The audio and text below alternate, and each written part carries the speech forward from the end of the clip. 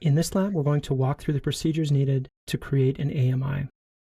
We're going to burn an AMI from a running instance, and then we're going to use that AMI to spin up another instance.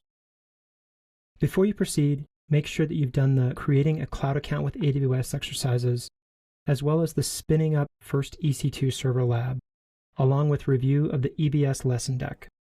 It's also suggested that you review the AWS documentation on Amazon Linux AMIs at this URL. If you're not yet logged into the console, go ahead and do that now. And once you're in, push EC2. From here, click on One Running Instance. If you don't have an instance running, make sure that you've gone through this spinning up first instance exercise. Here we actually see that that server is running, so let's go ahead and click on it. Creating an AMI is very simple. You simply right-click and choose Create Image, or EBS AMI. Here we're going to give our image a name.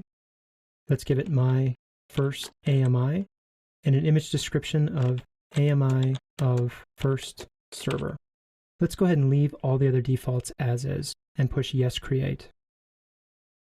Excellent. It says that it's creating an image at the moment, so let's click on the image that it's creating.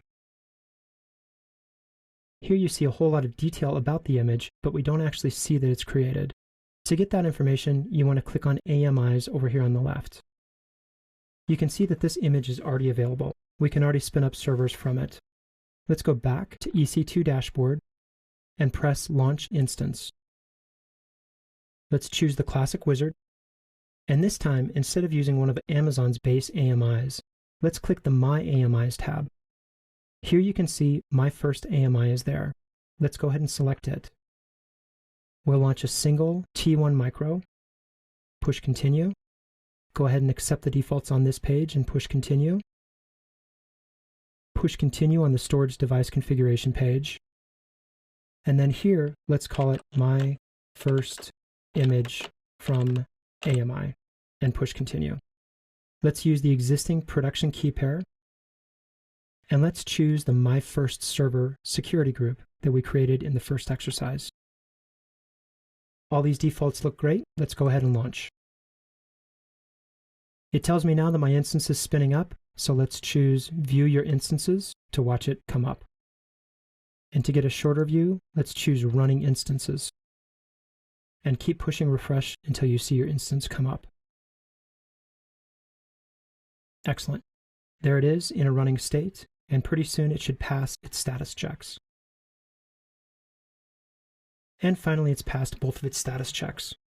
We should now be able to SSH into this instance. You could click on the instance there and grab its DNS and SSH into it. After you've SSH'd into your instance and verify that it works, let's go ahead and clean up after ourselves. Let's again come back to the EC2 dashboard, come to this page, choose the instance that we just spun up, and let's terminate it.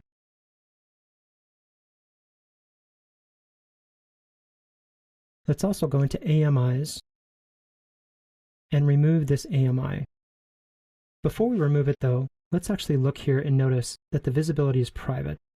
This AMI would not be able to be accessed by anybody else. The reason that we're removing it is to save ourselves storage charges. This lab was just to show the AMI creation process. Let's select the AMI and then choose Deregister from the drop-down list in Actions. Push Continue on this page.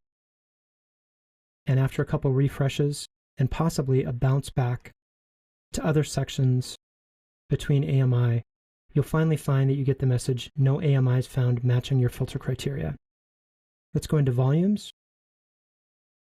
And here we see that only the single volume remains on our running instance. So I think we're all cleaned up. As of Q1 2013, the AWS free tier allows for EBS storage of 30 gigs indefinitely. The real reason that we deleted that T1 micro was to save on the EC2 instance running costs. If you decided to leave that second server up, you're probably going to incur costs of about $14 a month. Not really a big deal, but a good idea to delete it anyways. Before you delete that second instance, highly suggested that you poke around. You may want to make your AMI public. You may want to spin up a marketplace AMI. You may want to use user data to bootstrap your instance. You could also go into your instance and curl the metadata and user data endpoints if you've not done so yet. Also try using the #bang to execute user data on first boot.